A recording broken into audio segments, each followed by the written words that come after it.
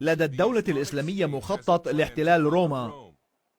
يبدو الأمر جنونا، ولكن داعش تؤمن بأن احتلال روما في صلب مهمتها وضروري لتحقيق ما يعلمه الإسلام عن نبوة محمد والتحضير لعودة المسيح المسلم المهدي. روبرت سبنسر مؤلف كتاب The Complete Infidels Guide to ISIS دليل الكفار الكامل لداعش.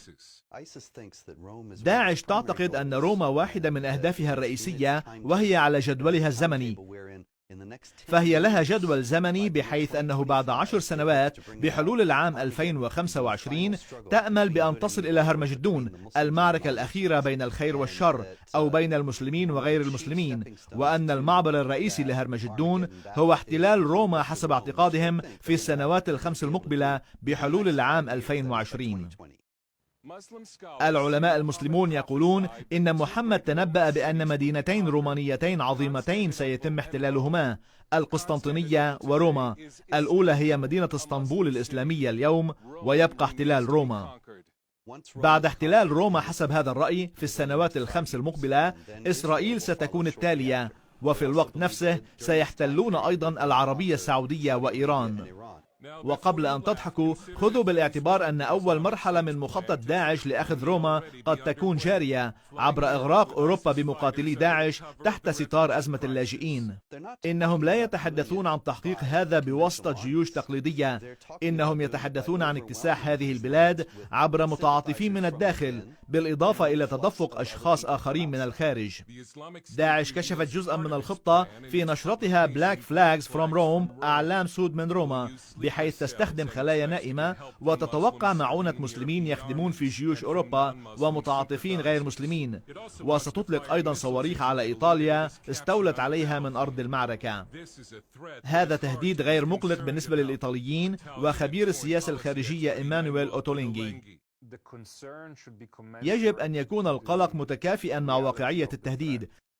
الدولة الإسلامية لا تشكل هذا النوع من التهديد اليوم، وقال إن أوروبا تواجه مشاكل ضاغطة أكثر بسبب داعش. أعتقد أن التهديد الأكبر بكثير الذي يقلقنا داخل أوروبا هو إرهاب الذئب المتوحد الذي يتآمر لشن اعتداءات إرهابية ضد مدرسة، ضد سوبر ماركت، ضد مركز تسوق، وضد مطار. من الصعب رؤية كيف أن داعش يمكنها احتلال مدينة من 3 ملايين شخص في دولة من 60 مليون شخص، ولكن ليس صعبا رؤية داعش تقوم بمحاولة. فتح روما كان هدفا أوليا منذ بدء الدولة الإسلامية.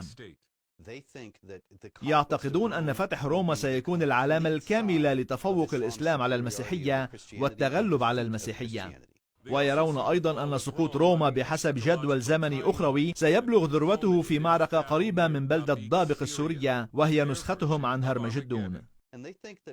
ويظنون أنه عندما تحصل معركة ضابق النهائية التي يرون أنها ستحصل في غضون 10 سنوات من الآن في العام 2025، سيحارب المسلمون غير المسلمين في هذه البلدة في شمال سوريا، ثم أن المسيح ونبي الإسلام والمهدي سيعودون إلى الأرض ويعملون معا على غزو وأسلمة العالم.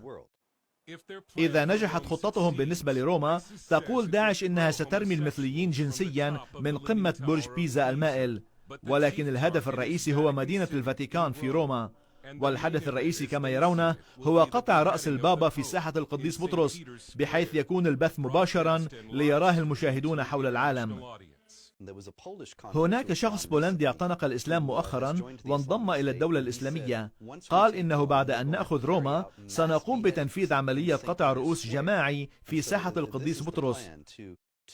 فالمخطط هو تحويل ساحة القديس بطرس إلى موقع إعدامات ضخم للناس الذين يعتبرون أعداء الله، وعلى رأسهم البابا، من أجل ترويع وإخافة بقية العالم وإجبارهم على الخضوع لحكمهم.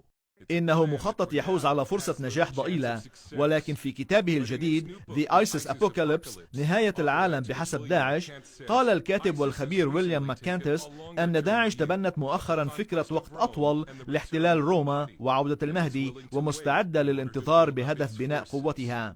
داعش بالفعل على أبواب إيطاليا في شمال إفريقيا، والأكثر أهمية هو أنه يكاد يكون محققا أن محاربي الدولة الإسلامية هم داخل البلد فعلا. البعض ينتحلون صفة لاجئين ذهبوا للنجاة بحياتهم وينتظرون يوم تبدأ معركة روما.